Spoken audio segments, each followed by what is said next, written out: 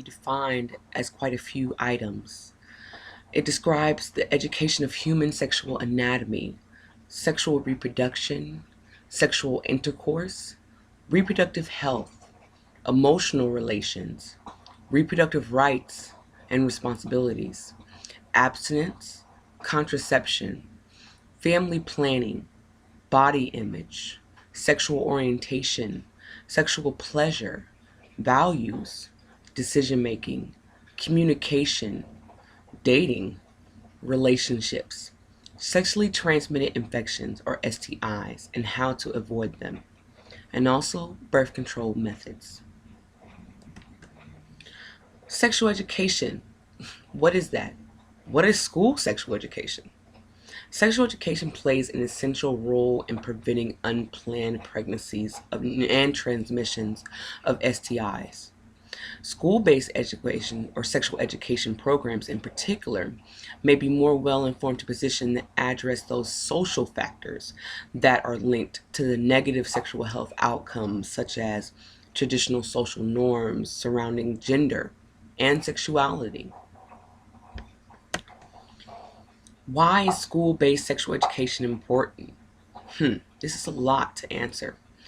Adolescents account for nearly half of the 18.9 million cases of sexually transmitted STI infections or STIs in the United States each year.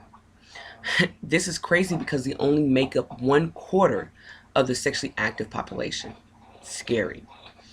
In 2008, adolescent girls between the ages of 15 and 19 had the highest rate of gonorrhea and chlamydia, with about 1.5 million cases as reported by the CDC. In 2009, that downward trend kept spiraling, even though the pregnancy rate went from 44.4 per 100 teens. That's a 44% decrease from its peak in 1991. So we're like, what's the problem? What's going on? It's declining.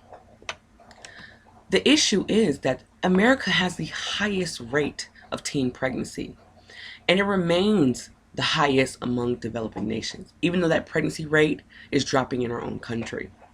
So what does that mean in a global prospect?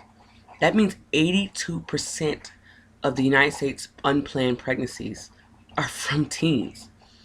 This, for example, to understand this, Canada and Sweden are twice as low as Americans' rates. So it's been suggested, what are these factors? What do we need to do? How do we help our children? The issue is the youths have lack of access to that psychological and social and the materials they need to make better choices. The resources that support them will make them better informed, empowered to make these choices of sexual and healthy reproduction sexual health. So what are the type of school-based sexual education programs? There's two: abstinent only and abstinence plus. So what does that mean? So abstinent only promotes abstinence from sex. It discusses values, character building, and refusal skills. However, it does not acknowledge that teenagers might become sexually active at all. They do not teach about contraception. They do not teach about condom use. And they avoid all discussions about abortion and sexually transmitted infections, including HIV and AIDS. Now let's think about abstinence plus. It teaches everything as abstinence only, but it adds that, okay, we understand that teenagers may become sexually active. So let's teach them about contraception and condoms. Let's have discussions about these abortions and these sexually transmitted infections and HIV and AIDS. Let's not make our children make uninformed decisions. So who do they talk to if sexual education is not in school? Now this was a very interesting process, I thought. There was positives and negatives to this process. The positive is that a school nurse can play a pivotal role in sexual education. Now, even though this is not a formal process, that informal session makes the teen comfortable and able to speak. But this brings problems. 90% of the time, the school barriers the nurses from really giving information. The administration can do the same thing, as well as concerned parents. And with that being said, nurses are not necessarily prepared to talk about all the aspects of sexual health as far as emotional, psychological. They can give the materials, but they might not be equipped to give that emotional feedback. Now, our past governmental assistance has been interesting. Although social and health risks of adolescent sexual activities are well known throughout the country, a continuing unresolved issue is the role of schools in presenting sexual health content. For more than 20 years, the significant federal government has supported sexual abstinence-only programs. But more recently, the federal government has had a new focus, new shifting funding for more evidence-based programs that promote abstinence and contraceptions, addressing both sides of the needs in our country. Governmental reform has been progressive since then. They had a new shifting focus, like I spoke of that abstinence and contraception. In 2010, the U.S. Health Department and Human Services awarded $45 million in funding research that will replicate programs that teens have been proven to change behavior that lead to less unintended pregnancies. This has really suggested a change because in a survey done with teens and adults from 12 to 19, 46% of the teens and 74% of the adults reported that both contraception and abstinence education should be included. So that means that this change is happening. So there's a new emerging topic when it comes to sexual education as well. It's sexuality education. Now, sexuality education, what is that in schools? It's a way to assist that and navigate that physical development process through adolescent sexuality. However, the United States doesn't govern this law.